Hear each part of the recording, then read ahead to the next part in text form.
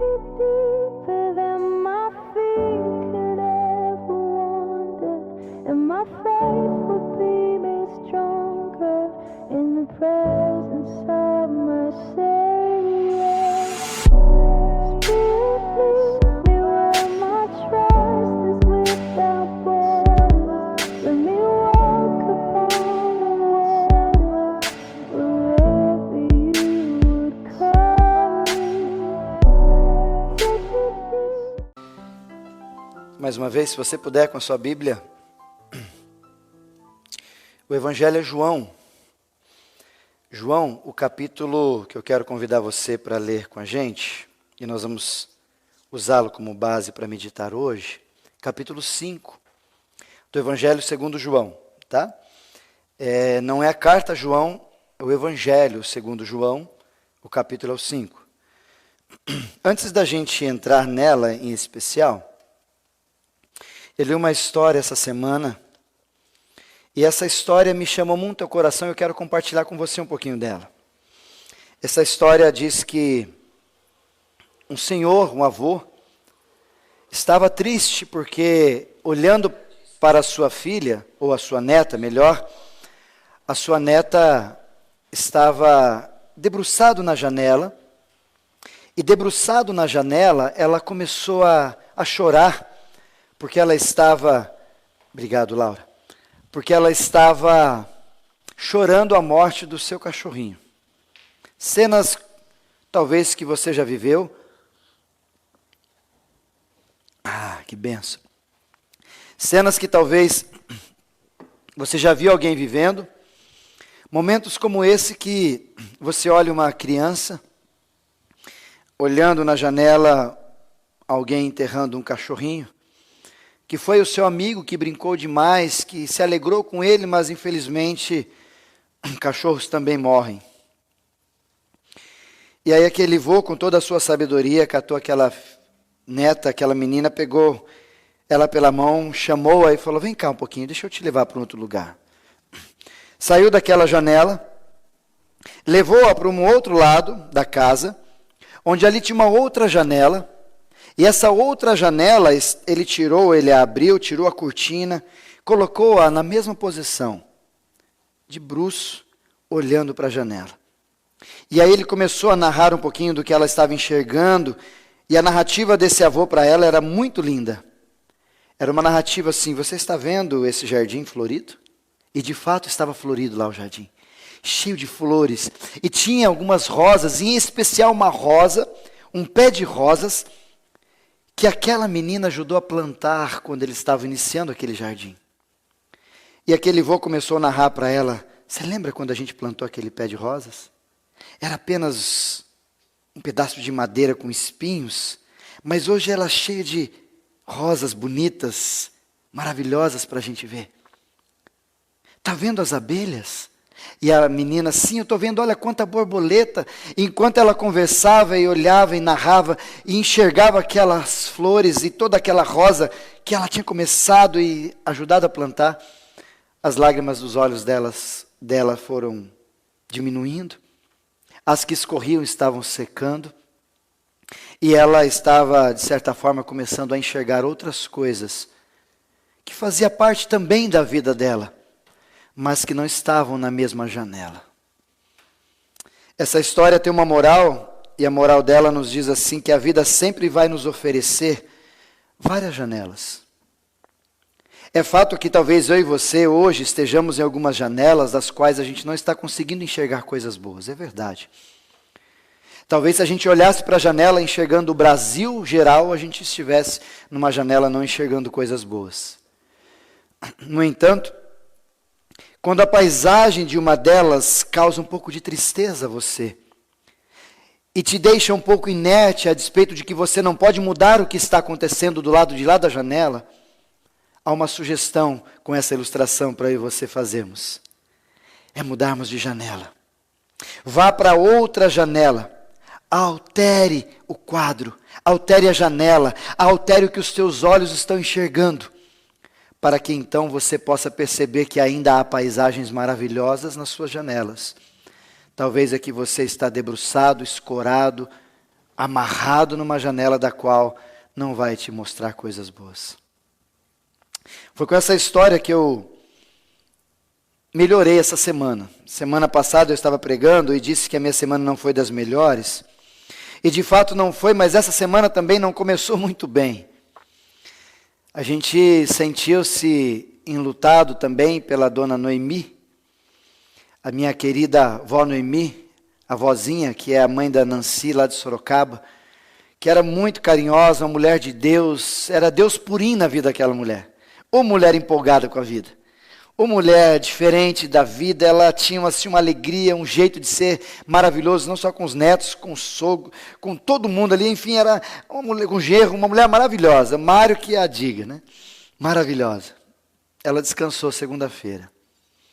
Hoje ela está nos braços do Senhor e o que nos conforta é saber onde ela está descansando.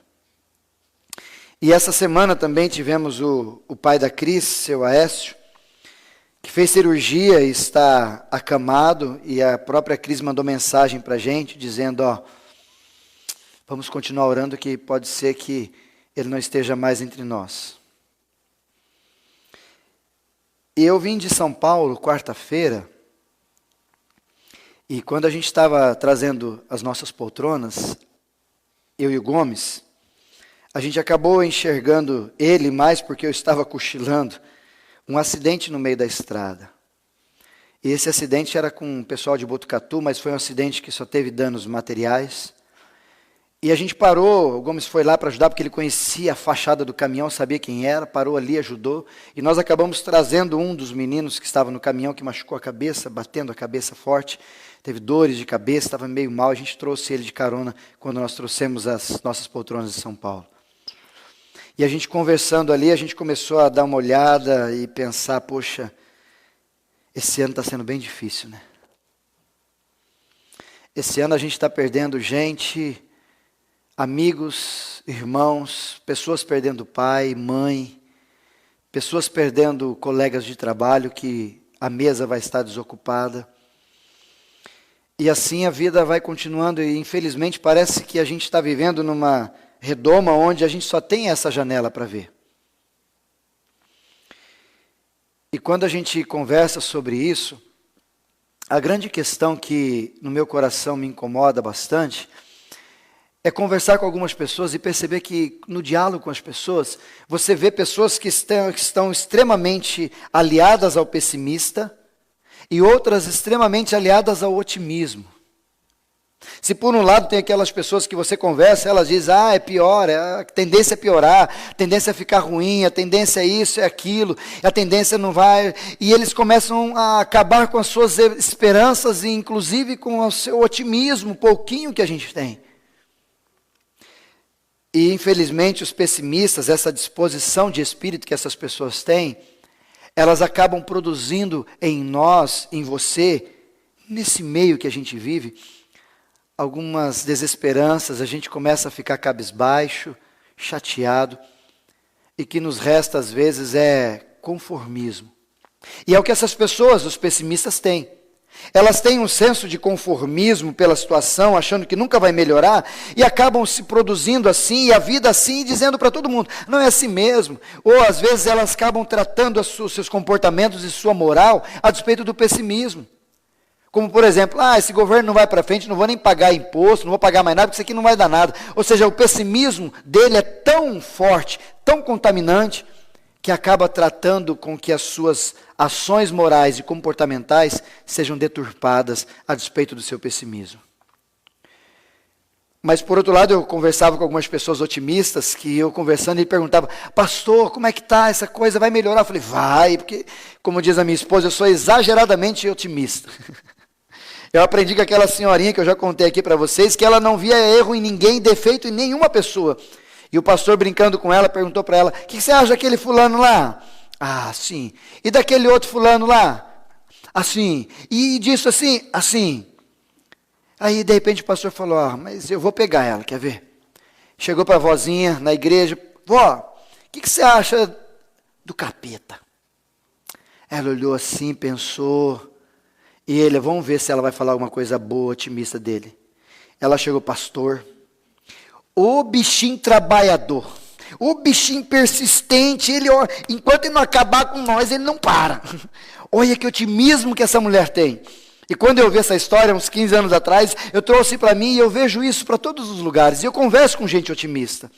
E é engraçado que o otimista também, assim como o pessimista, é uma disposição de espírito, é um estilo de vida que a pessoa tem, que ela vai na sua redoma ali, preenchendo, tomando conta, e ela vai achando coisas boas e possibilidades onde ninguém enxerga. E a vantagem disso é que o resultado do otimista, ele é inconformado, diferente do pessimista que é conformado. O otimista não se atenta àquelas coisas, ele não fica daquele jeitinho, ele procura outras ideias, ele não está dando certo aqui, ele vai em outro lugar, ele não consegue aqui, ele vai para outro, e ele fica se mexendo, por quê? Porque ele não é mais conformado, ele é inconformado com a situação. Até parece uma expressão de Romanos capítulo 12, não vos conformeis, até parece que o texto está falando um pouquinho sobre isso, não? E o resultado é que quando você fica do lado de pessoas otimistas, o seu dia melhora. Ao ponto que quando você fica do lado e ouvindo narrativas de pessimismos, você fala, poxa, o seu dia não foi legal e não aconteceu nada de errado com você. Mas o fala. E a grande questão é, de que lado que você está em tudo isso? A grande pergunta que eu quero que você guarde ao seu coração é, ainda há esperança no seu coração? Ainda há esperança na sua vida a despeito do que a gente está vivendo? Desde Covid, desde política, desde família, desde doenças, desde um emprego, desde situação financeira, ainda há esperança? Você consegue enxergar uma luz no fim do túnel? Para isso, então, eu acredito que ainda há esperança. E a palavra de Deus, lá no livro de Romanos, capítulo 15, versículo 4, diz mais ou menos assim, leia na sua Bíblia se você puder. Pois tudo quanto outrora foi escrito para ensino, a fim de que, pela paciência e pela consolação encontrada nas Escrituras, nos gere esperança. O que Paulo está ensinando a gente é que quando a gente está nesse nível que hoje eu estou, e você, e nós, e muitos de nós, a gente se encontra, é buscar na palavra de Deus força para fortalecer a nossa esperança. É buscar força na palavra para sustentar a nossa esperança, porque a fonte da esperança, segundo Paulo, e segundo toda a Escritura, é ela mesma. É olhar para ela, porque ela é extremamente otimista. O Apocalipse, o próprio Apocalipse, que é a história dos fins dos tempos, diante da nossa realidade como cristão, ela é otimista. É um novo céu e uma nova terra. É um novo lugar que nós vamos estar eternamente com o Pai, como nós cantamos aqui. E o próprio Salmo 119, versículo 81, vai trazer uma narrativa muito legal quando ele diz assim, quando eu estou quase desfalecido, aguardando a tua salvação, na tua palavra, eu deposito a minha esperança. Ou seja, a gente vai encontrar na palavra de Deus aquilo que a gente tem conversado sobre esperança. Não há outro lugar. Se você olhar para o governo, você não vai ter esperança nenhuma. Por mais que o nosso presidente chama-se Messias, mas ele não é o Messias, o enviado. Se você olhar, de repente, para o seu próprio dinheiro, pelo seu trabalho, talvez hoje você está, amanhã não está mais trabalhando. Não há como colocar esperança no seu trabalho. Ou seja, não dá para a gente identificar ou carimbar a esperança, dizendo aqui eu consigo, não dá. Mas uma certeza você pode ter a despeito da nossa esperança, pequena ou grande, e isso nós vamos saber agora, é colocá-la a partir da palavra. E o Evangelho de João, capítulo 5, fala de uma narrativa, eu quero tirar dela aqui hoje algumas lições, e semana que vem a gente volta, porque ela fala de um personagem maravilhoso na minha expectativa. E eu quero convidar você a olhar para ele, a partir do versículo de número 1, nós vamos lendo esse texto, e eu quero convidar você para a gente narrá-lo de uma forma muito contundente, para a gente aprender um pouquinho da palavra. Capítulo 5, Evangelho segundo João, o versículo é o de número 1.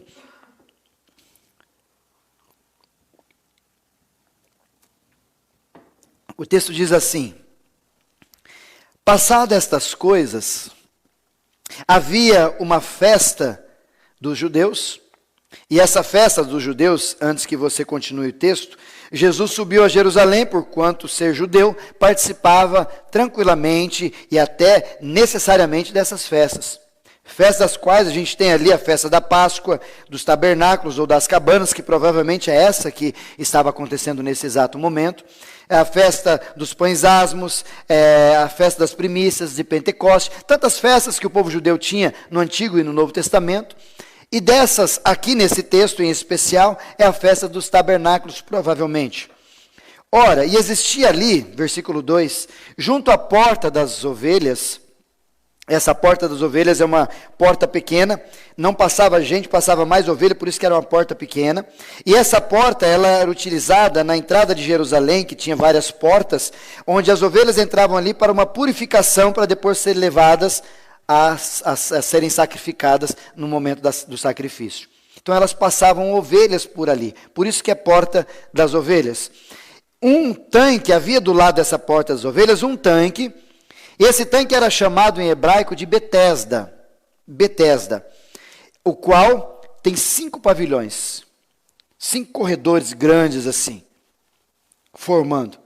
E nesse tanque, com esses pavilhões, olha só o que diz o versículo 3, jazia uma multidão, tinha muita gente nesses pavilhões, e eles eram enfermos, cegos, coxos, paralíticos.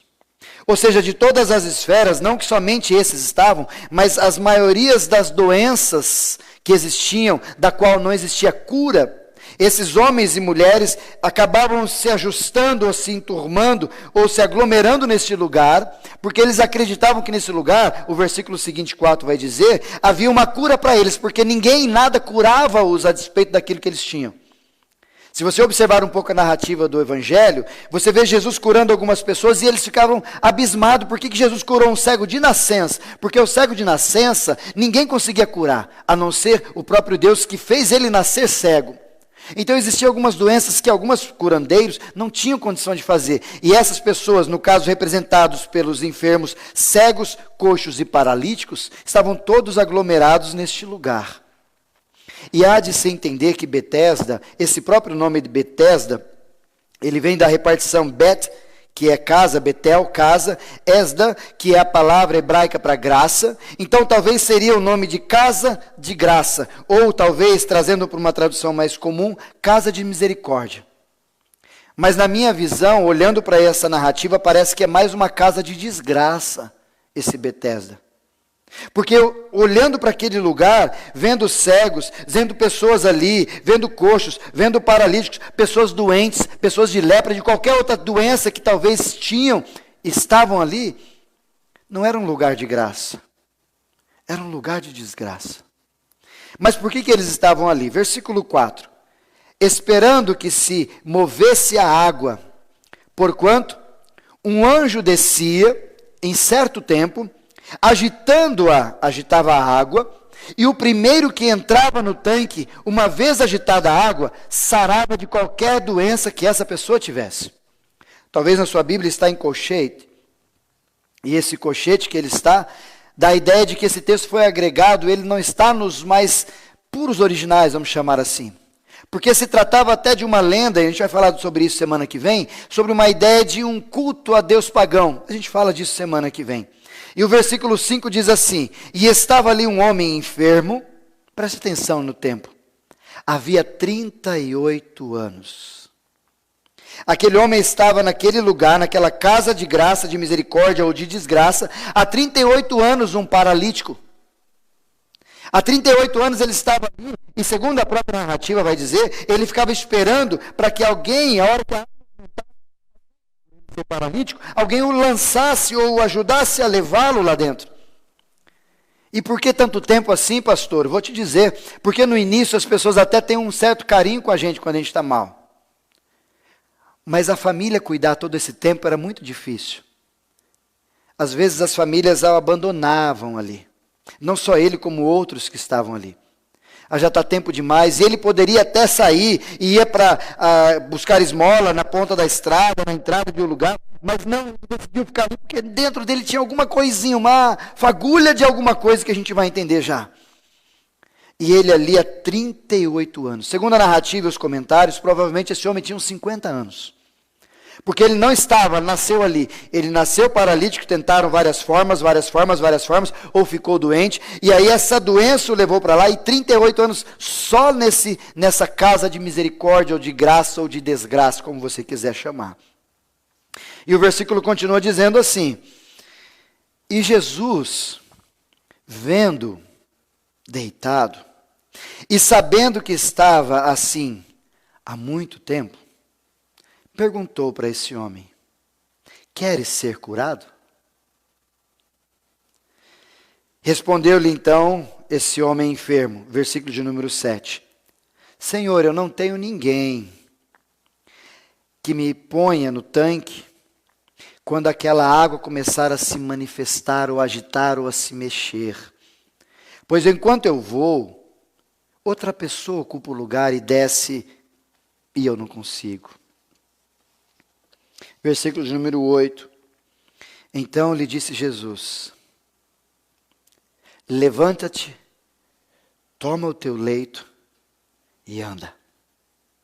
Jesus disse exatamente essas palavras: levanta-te, toma o teu leito e anda. Versículo de número 9. Imediatamente o homem se viu curado, e tomando para si o seu leito, consigo aquilo que ele tinha, a única coisa que ele tinha, pôs-se então, para a surpresa de todos, a andar. E segundo o próprio versículo aqui, ao pôs-se a andar, o final do versículo não conta mais sobre essa narrativa maravilhosa, mas fala de um detalhe que a gente vai falar semana que vem. E era sábado, o dia que Jesus o curara. Versículo de número 10. Por isso, disseram os judeus ao que fora curado: hoje é sábado, e não lhe é lícito carregar o teu leito. De certa forma, nem se preocuparam com ele ser curado, ou quem era ele por estar 38 anos lá e agora andando com o seu leito na mão. O problema não foi: nossa, o que você está fazendo? Você não andava. Não, o problema foi: o que está fazendo com esse leito aí? Natural dos fariseus religiosos. Olhar para uma situação e esquecer da essência da situação. E eles olharam para o leito e se esqueceram de olhar para o homem curado que há 38 anos estava ali. E o restante do texto diz assim, se você puder acompanhar: ao que lhe respondeu o homem: o mesmo que me curou me disse, toma o leito e anda. Ele me curou e mandou eu pegar as minhas coisas e andar. Aí então, versículo de número 12. Perguntou-lhes então: quem é o homem que te disse, toma o teu leito e anda? E a gente finaliza no 13 hoje. Mas o que fora curado não sabia quem era, porque Jesus já se havia retirado. Porque havia muita gente naquele lugar e Jesus não estava mais ali. Se você continuar o texto, e eu quero convidar você a continuar, que semana que vem a gente vai ler de novo esse texto e entender um outro lado. Mas a primeira pergunta que esse texto me salta é, e não sei se para você também é assim, para vocês que estão aqui com a gente: por que Jesus curou só esse homem? Ou melhor, por que esse homem? Já pensaram? Eu fico imaginando que Jesus, se eu fosse Pedrão e estivesse do lado ali, e Jesus estava sozinho. Interessante que Jesus é mencionado nesse texto, só para você entender, que eles estavam indo para a festa, e de alguma forma Jesus dá um desbaratinado na galera, e deixa os discípulos irem, e ele vai sozinho dar uma olhada ali no poço. E ao olhar ele fica sozinho, anda entre eles, e de repente ele se encontra com esse homem, e com ele, sabendo das suas realidades, Jesus faz a cura com ele. E eu fico imaginando, se Pedro estivesse junto, Pedro falava: ei Jesus, levanta a mão, ou pega o terno, né? Que o pessoal faz hoje a zoeira, né? Pega o terno e passa em todo mundo, sai todo mundo curado. E faz isso, Jesus, vamos fazer cura. Por que Jesus não fez isso? Por que Jesus apenas chegou andando e vendo tudo aquilo, de repente desviando de alguns, desviava de outros, e chegava perto desse homem, ele e viu a sua situação e disse: tu queres ser curado? Por que Jesus fez isso com esse homem? Essa pergunta me saltou muito aos olhos quando eu leio esse texto, e eu percebo que nesse homem havia algo que Jesus encontrou nele, e é muito importante que você guarde isso, Há algo que Jesus encontrou nele como um ponto de contato para chamar a atenção de Jesus. Porque tem algumas coisas que Jesus, andando na sua caminhada, algumas pessoas chegam perto dele e tocam várias vezes. Mas alguém chegou em Jesus e tocou diferente em Jesus. Diz o texto quando a mulher hemorrágica é mencionada. Ou seja, Jesus percebe e fala, alguém me tocou. E o próprio Pedro e os discípulos dizem para Jesus, Senhor, está todo mundo te tocando, te apertando. O Senhor diz, quem te tocou? Ele falou, alguém me tocou diferente. E essa expressão diferente me parece que tem um detalhe, tem algo diferente em mim, em você, nesse homem que atraiu a atenção de Jesus para ele. E não foi para geral, foi só para ele. E aí talvez me parece, deixa o Espírito falar ao teu coração, que quando Deus quer se relacionar intimamente, Ele não faz isso com a multidão, Ele faz isso na interpessoalidade. No quarto secreto, no tete a tete.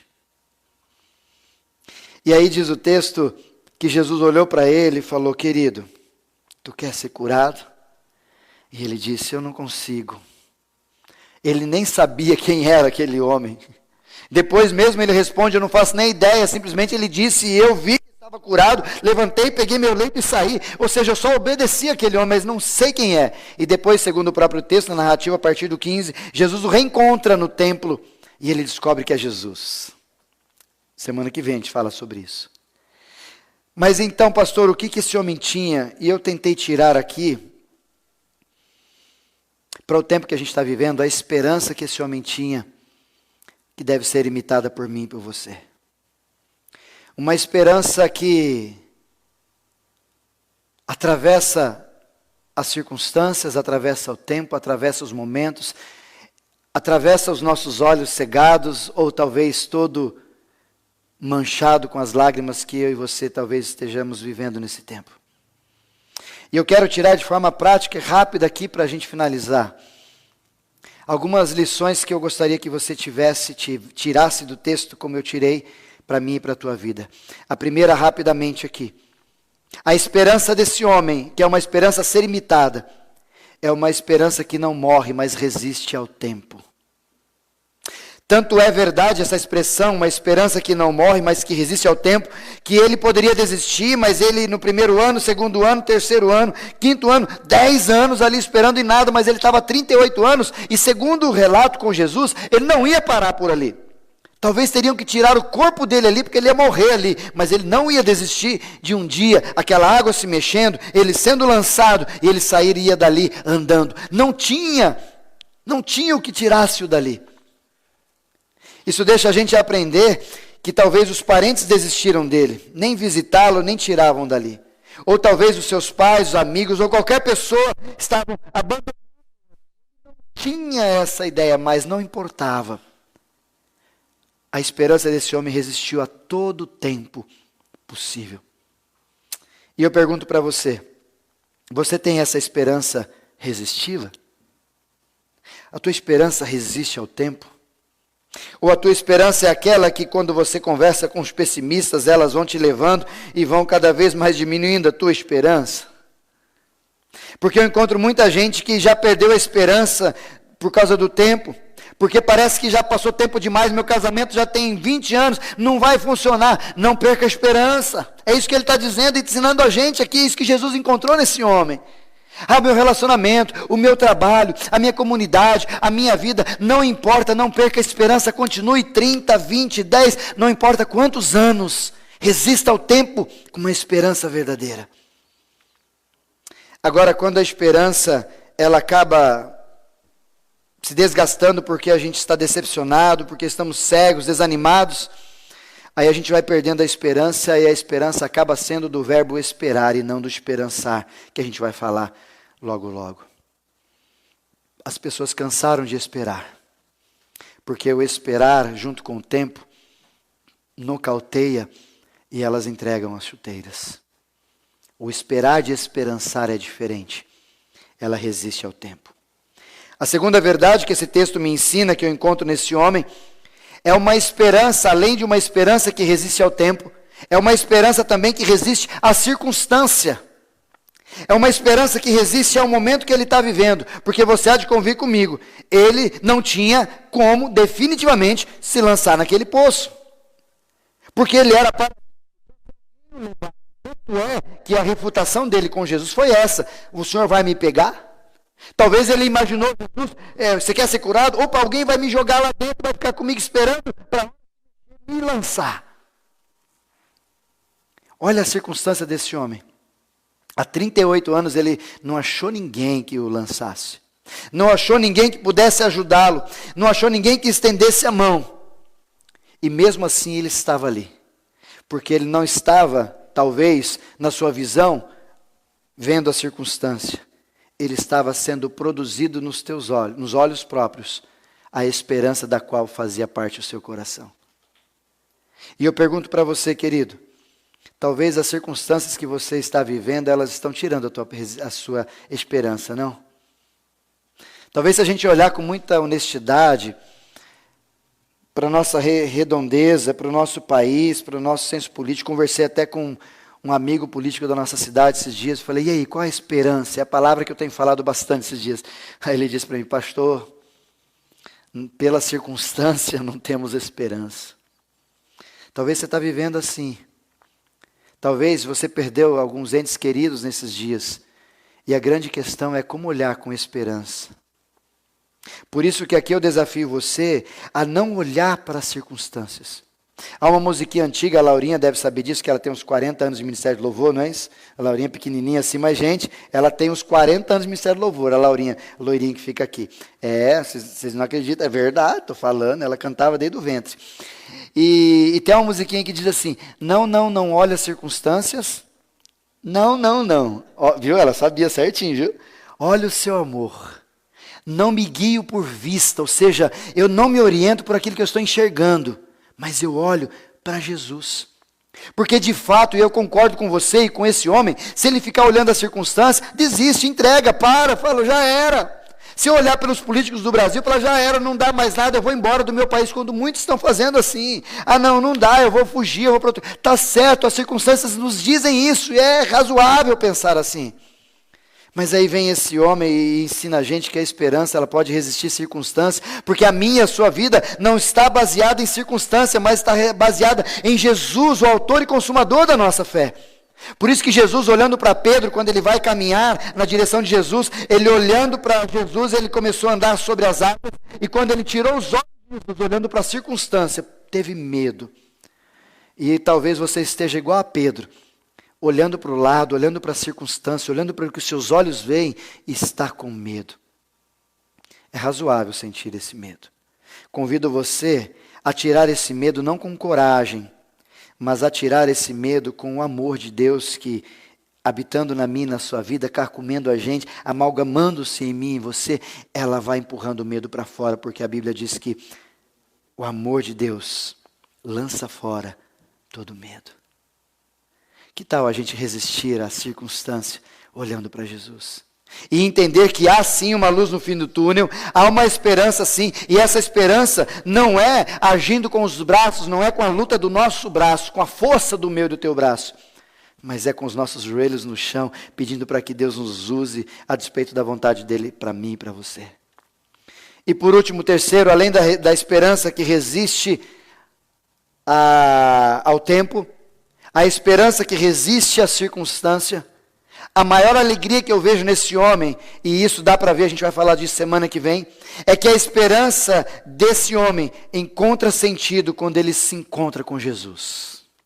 A esperança desse homem só encontra sentido, ou seja, ela fecha, ela tem a sua máxima, ela se completa quando ele se encontra com Jesus. Mal sabia ele que aquele homem que passava, esperança. Alguma coisinha meio que quase que pequena demais, nem dá para se perceber, mas Jesus olhou e falou, esse rapaz vai ser diferente. Alguma coisa diferente naquele homem tinha, e era esse tal de esperança mesmo que pequeno. E aí quando ele se encontra com Jesus, Jesus chega perto dele, diz o texto, você quer ser curado, diz o versículo, palavra de Jesus. E aquele homem não entendendo, porque todos nós somos assim, né? Nós temos um script e ele diz, eu não posso. Eu não posso, mas Jesus não falou se você quer ser lançado, falou se você quer ser curado, mas na sua cabeça, na cabeça daquele homem, na minha, na sua talvez, a gente fique nessas ideias. Um script pronto, Jesus vai fazer isso, vai fazer aquilo, vai fazer aquilo, fazer aquilo, e de repente Jesus chega e surpreende aquele homem apenas com o poder da palavra e diz: pega teu leito, levanta e vaza. Sai daqui, vai andar. Vai cuidar da sua vida. Pega seu leito, levanta, sai desse lugar. Cheguei.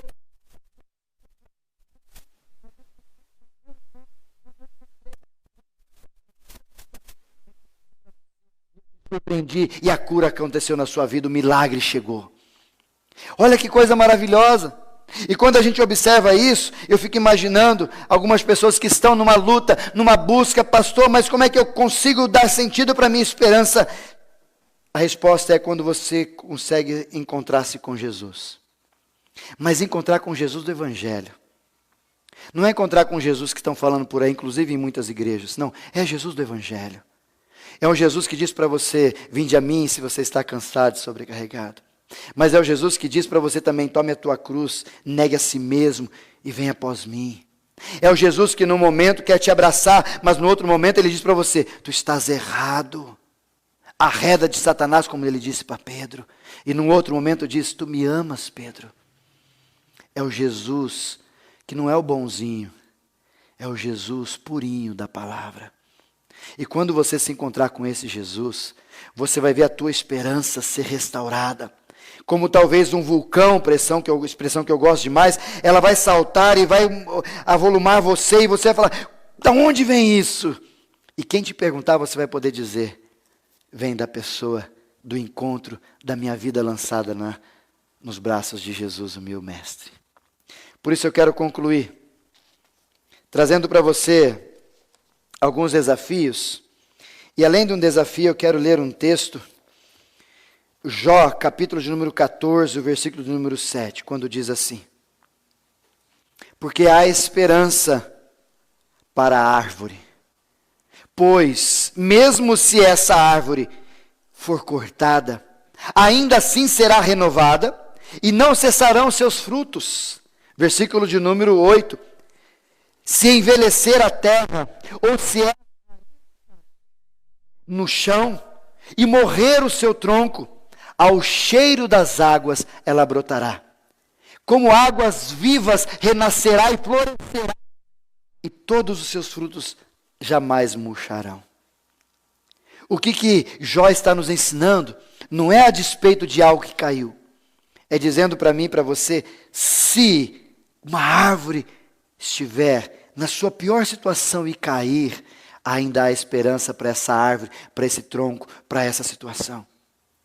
Quanto mais para mim e para você. Por isso que essa palavra, ela desafia a mim e a você a continuarmos, porque Jesus vem hoje restaurar a esperança no meio do teu coração. Pastor, mas somos poucos. Com poucos, Deus precisa só de você e de mim, com esperança renovada, para fazer uma grande mudança na minha vida, na minha família, no meu trabalho, em qualquer lugar. Não precisa de muita gente, não. Ele precisa de gente com esperança, gente com otimismo, gente que olhe para Ele, gente que o obedeça, gente que se encontrou com Ele de verdade. Até porque, com 12 homens, Ele fez o Evangelho chegar até mim e a você, há mais de 2000 anos atrás. Imagina o que Ele faz com tanta gente igual a mim e a você. Por isso, deixa eu deixar alguns desafios para você, a gente encerrar. Continue lutando, mesmo não entendendo nada. Isso chama-se fé. Fortaleça a tua esperança na palavra de Deus. Busque na palavra leitura, relacionamento com o Pai. Isso é fortalecimento para a tua esperança. Terceiro, cerque-se de pessoas otimistas. Abra mão de pessoas tóxicas. Sai fora. Fica perto deles, não. Nem tenta corrigi-los. Cara, como você é pessimista. Não perca tempo com isso, não. Segundo o próprio Jesus, isso é dar pérolas aos porcos. Deixa eles, deixa Jesus tratar com eles. Fique perto de gente boa, de gente otimista, de gente que tem tratativas agradáveis a seu respeito, que querem ver você para frente e para cima. E por último, não saia de perto de Jesus, porque Ele mesmo diz na sua palavra: sem mim, nada podeis fazer. Palavra de Jesus. Fica grudadinho com Ele. Se preciso, pega na mão dele. Ou se for, Ele vai pegar na sua mão e vai dizer: estamos juntos. Porque ter Jesus como Senhor é um privilégio. É o maior milagre que alguém pode experimentar. Eu convido você, que tal renovar a sua esperança? Que tal a gente renovar a nossa esperança em Jesus? Take me deeper than my feet could ever wander, and my faith